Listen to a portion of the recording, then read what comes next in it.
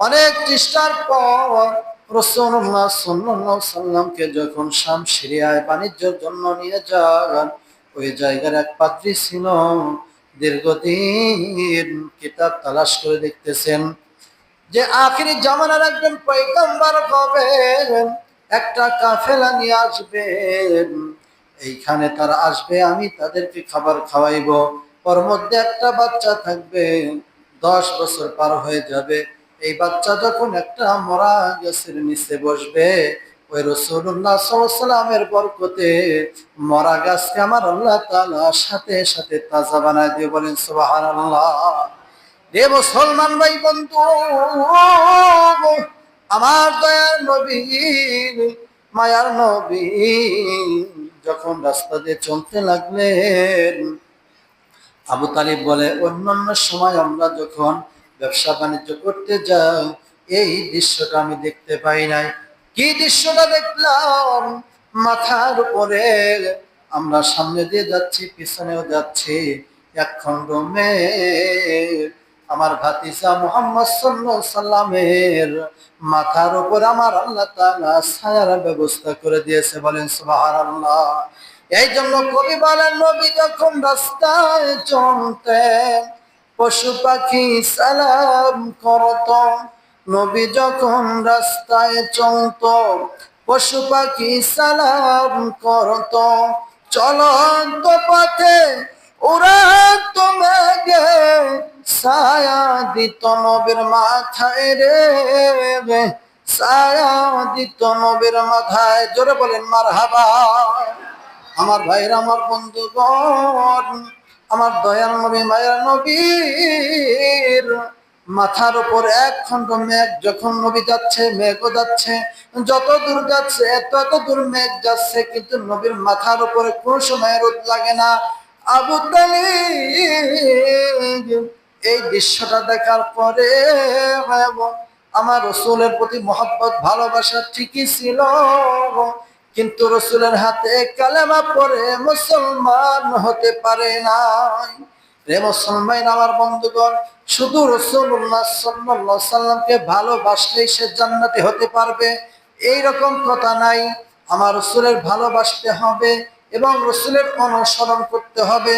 রাসূলের হাতে যারা কালেমা পড়ে মুসলমান হয়েছেন, আবার এর মধ্যে আরেকটা কথা আছে, রাসূলের হাতে কালেমা পড়ে মুসলমান হওয়ার পরেও কুরআনুল কারীমে আমার বন্ধু 19 পারা প্রথম পৃষ্ঠায় একটা ঘটনা আসছে। যাই হোক, সেই দিকে গেলে লম্বা সময় চলে যাবে। একজন ব্যক্তি রাসূলুল্লাহ সাল্লাল্লাহু আলাইহি সাল্লামের হাতে আগের দিন কালেমা পড়ে মুসলমান হয়েছে, পরের দিন আবার রাসূলের হাতে বেয়াদবি করার কারণে সেইখানে একটা ঘটনা উল্লেখ করা হয়েছে, অন্যদিন সময় হলে বলবো। তাদেরকে বলা হয় মুরতাদ। যারা কালেমা পড়ে মুসলমান হওয়ার পরেও আবার পথভ্রষ্ট হয়েছে, তাদেরকে বলা হয় মুরতাদ। মুরতাদের ব্যাপারে কুরআন এবং হাদিসে অনেক কঠোর কথা বলা হয়েছে। রে মুসলমান ভাই বন্ধু, রাসূলুল্লাহ সাল্লাল্লাহু আলাইহি ওয়াসাল্লাম যখন ওই পাদ্রী যখন কাফেলা দেখতে পেলেন, ইতিপূর্বে যত কাফেলা আসছে মক্কা নগরীর দিকে সবাইকে খাবার খাওয়াইছে, কিন্তু ওই মরা গাছের নিচে কেউ বসে না, মরা গাছটাও জীবিত হয় না। এই পাদ্রী এবার আবু তালেবের কাফেলাটা দেখার পর আকাশের দিকে তাকায় দেখে রে, কিতাবের মধ্যে যেই ঘটনাগুলো স্পষ্ট আকারে উল্লেখ করা হয়েছে, নবীজির মাথার উপরে মেঘ ছায়া দিবে, এই দৃশ্যটা দেখার পর তার বিশ্বাস হয়েছে, রাসূলের প্রতি আকৃষ্ট ভালোবাসা মহব্বত হওয়ার পর এইবার সবাইকে ভালো করে ভিআইপি ভাবে খাবারের ব্যবস্থা করলেন। সবাই বসলেন এক জায়গায়। আমার নবী শিশু নবী মুহাম্মদ রাসূলুল্লাহ সাল্লাল্লাহু আলাইহি সাল্লাম তাদের সাথে না বসে একটা মরা গাছ, ওই গাছের নিচে বসে পড়লেন। বসার সাথে সাথে আমার আল্লাহ তাআলা রাসূলের বরকতে মরা গাছ সাথে সাথে জীবিত হয়ে গেলেন, বলে সুবহানাল্লাহ। ওই পাদ্রী তখন ভিআইপি ভাবে খাবার খাওয়াইলেন। খাওয়ানোর পর আবু তালেবকে ডেকে নিয়ে আসলেন। আবু তালেব, দীর্ঘদিন আমি এই কাফেলার জন্য অপেক্ষা করে হাজার হাজার লক্ষ লক্ষ টাকা আমি ব্যয় করেছি, মানুষদেরকে খাওয়াইছি। আজকে আমি সাকসেস হয়ে গেলাম। এক নজর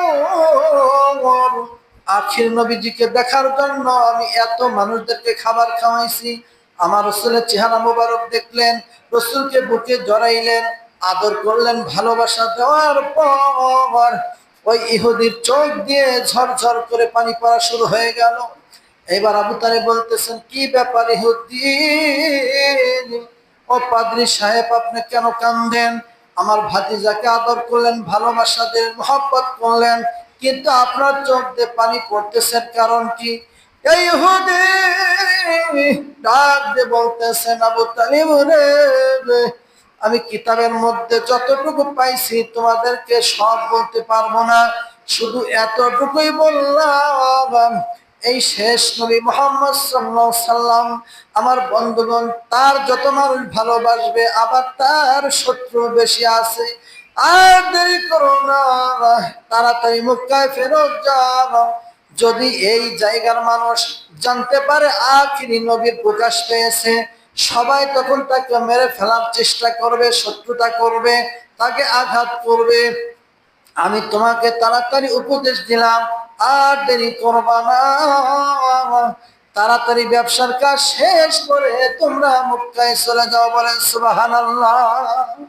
কিতাবের মধ্যে আসছে, অন্যান্য দিন মাল বিক্রি করতে যদি লাগতো 1 সপ্তাহ, আমার দয়ার নবীর বরকতে 1 থেকে 2 দিনের মধ্যে সব মাল আগের চাইতেও বেশি লাভবান হয়ে বিক্রি করে যার যার মতন মক্কায় গন্তব্যস্থানে চলে গেলেন। সুবহানাল্লাহ। আমার ভাইরা, আমার বন্ধুগণ, রাসূলুল্লাহ সাল্লাল্লাহু আলাইহি ওয়াসাল্লাম এরপরে চলে গেলেন। যাওয়ার পর সম্মানিত ভাই বন্ধুগণ, রাসূলুল্লাহ সাল্লাল্লাহু আলাইহি ওয়াসাল্লামের এইভাবে আস্তে আস্তে যখন বড় হলেন, 14 বছর বয়সে হিজারের যুদ্ধে অংশগ্রহণ করলেন।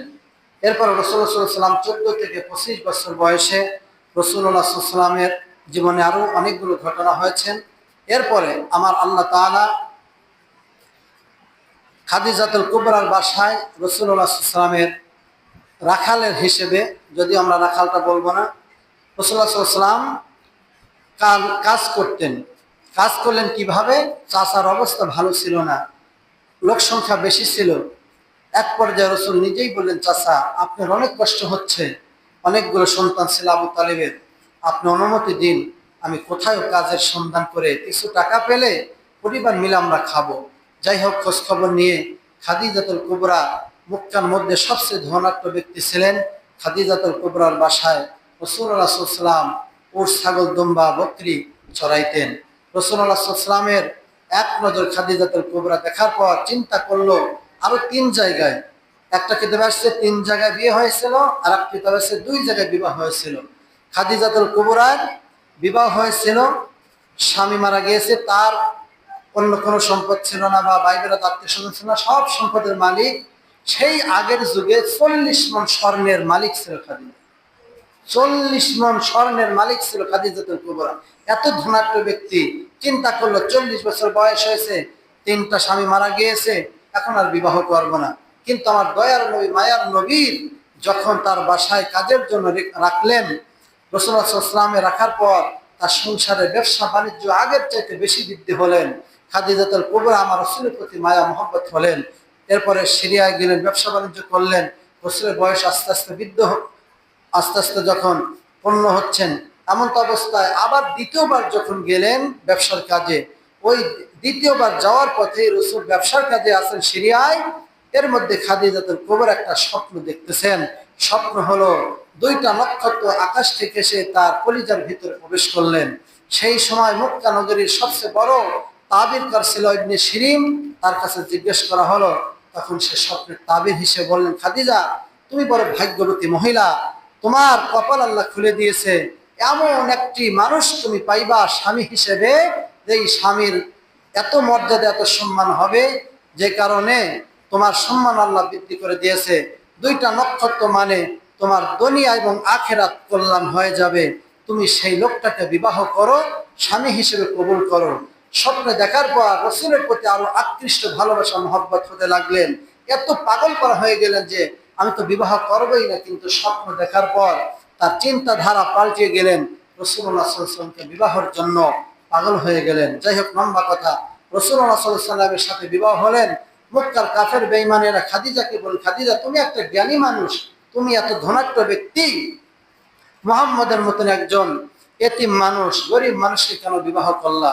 খাদিজাতুল কুবরা সব কাফেরদেরকে দাওয়াত করে তখন প্রশ্ন করলেন, আচ্ছা আপনাদের কাছে কয়েকটা প্রশ্ন করব, আপনি উত্তর দেবেন।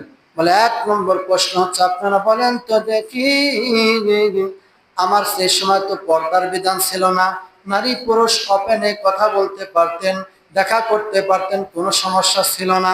কিন্তু আমার বন্ধু সেই জাহেলাত যুগে অনেক মানুষ জিনা ব্যভিচারী অনেক অপকর্মের মধ্যে লিপ্ত ছিল, কিন্তু খাদিজাতুল কুবরা একবারে পবিত্র নারী ছিলেন। বলেন সুবহানাল্লাহ। হে মুসলমান ভাই বন্ধু, খাদিজাতুল কুবরা তখন বললেন, আপনারা তাকায় দেখেন আমার চেহারা ভালো না মুহাম্মদ সাল্লাল্লাহু আলাইহি ওয়াসাল্লামের চেহারা ভালো? তখন বলে, খাদিজা তোমার চাইতে অনেক গুণে মুহাম্মদ সাল্লাল্লাহু আলাইহি ওয়াসাল্লামের চেহারা ভালো। বলে, তাহলে এই দিক থেকে মুহাম্মদ তো আমার উপরে আছে। বলে, জি। 2 নম্বর, আমার বংশ মর্যাদা বেশি না মুহাম্মদ সাল্লাল্লাহু আলাইহি ওয়াসাল্লামের মর্যাদা বেশি? বলে, খাদিজা আপনার চাইতে মুহাম্মদ সাল্লাল্লাহু আলাইহি ওয়াসাল্লামের বংশ মর্যাদা বেশি। সেই সময় 1 নম্বর ছিল কুরাইশ বংশ, তাহলে এই দিক থেকে মুহাম্মদ সাল্লাল্লাহু আলাইহি ওয়াসাল্লাম আমার উপরে আছে। 3 নম্বর, আমার বয়স বেশি না মুহাম্মদ সাল্লাল্লাহু আলাইহি ওয়াসাল্লামের বয়স বেশি? বলে, খাদিজা আপনার বয়স 40 বছর, মুহাম্মদ সাল্লাল্লাহু আলাইহি ওয়াসাল্লামের বয়স 25, সেই ক্ষেত্রে মুহাম্মদ সাল্লাল্লাহু আলাইহি ওয়াসাল্লাম আপনার চাইতে উপরে আছে। তাহলে আপনারা কেন বলেন আমি খাদিজা ঠকে গেছি? বলে, অর্থ সম্পদ তো মুহাম্মদের না, সে একটা গরিব মানুষ।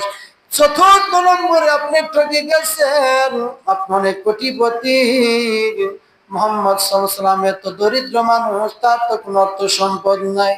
খাদিজাতুল কুবরা তখন সেই কাফের বেঈমানের সামনে তখন বললেন, রে মক্কার লিডারেরা, কাফেরেরা, আপনারা বলতেছেন মুহাম্মদ সাল্লাল্লাহু আলাইহি ওয়াসাল্লামের কিছুই নাই, আপনাদের সামনে আমি যে 40 মণ স্বর্ণের মালিক, আপনাদের সামনে রেখে এই 40 মণ স্বর্ণ আমার স্বামীকে আমি দান করে দিলাম। বলেন সুবহানাল্লাহ।